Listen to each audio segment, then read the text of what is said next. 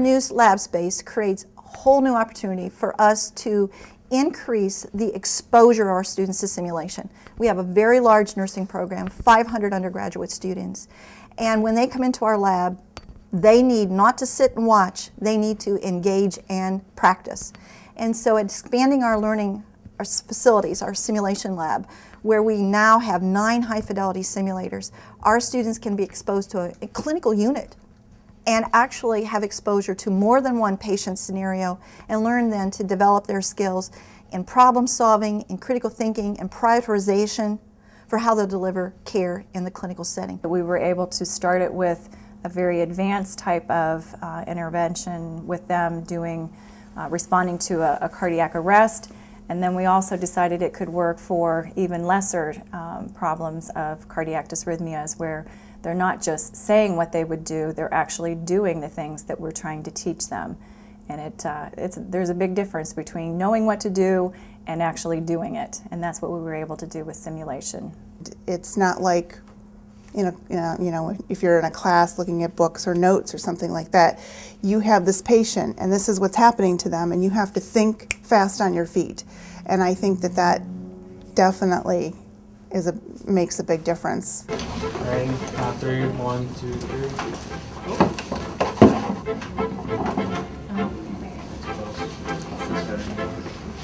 We need a locker bed. Is that all? There we go. Their pulse showing up there.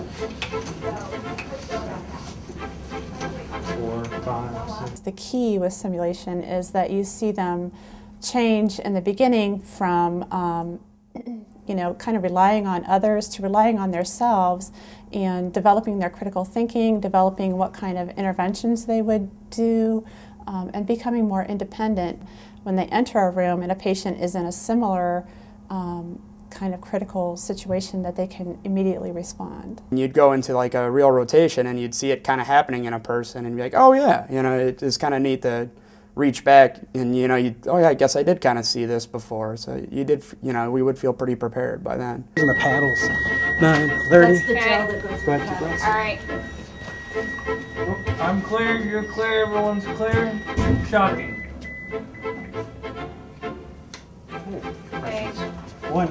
I think one of the beauties of it is that as I watch the students in simulation, I've learned a lot about what I teach and what I don't teach maybe as good as I can. This gives me a real opportunity to look at how I actually teach different concepts. An example of that may be I can teach in lecture how to give a report to a patient, a report on the patient to the doctor, but when I actually hand a student a phone and ask them to do it, they can't do it. So that made me realize that I had to actually make them practice that in the simulation arena. They have a brand new room set up. It's wonderful. You walk right in and you have everything laid out there, and the technology is really neat, and it's great because we're able to apply what we've learned in classes on the simulation. What about my respiratory status?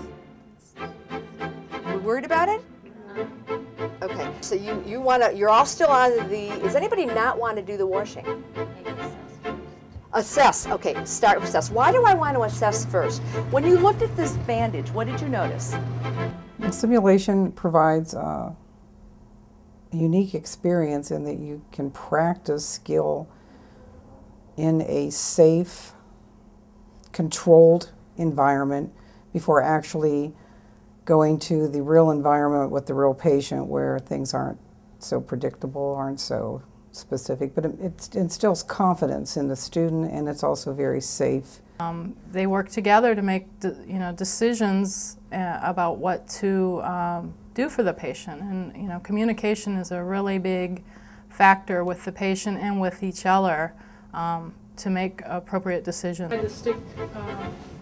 had to stick the pieces right here, the instructors did, and there's one that Mosby does that goes through it. And you have to actually, push, okay? And then you don't really, as you're pushing.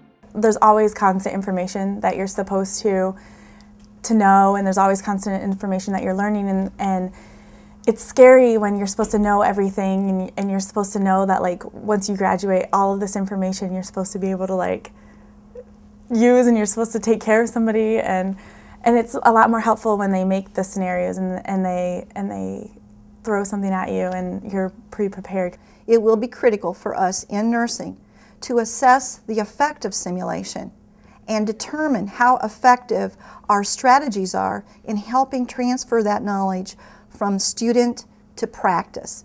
And so that transfer of knowledge is critical. And I think what we have an opportunity to do here at the University of Akron is provide students with those experiences in simulation and to explore the value of that simulation experience for the learning outcomes. The college, since 2002, has made a deliberate commitment to develop simulation and to integrate simulation into all clinical courses. And we have been very successful at that.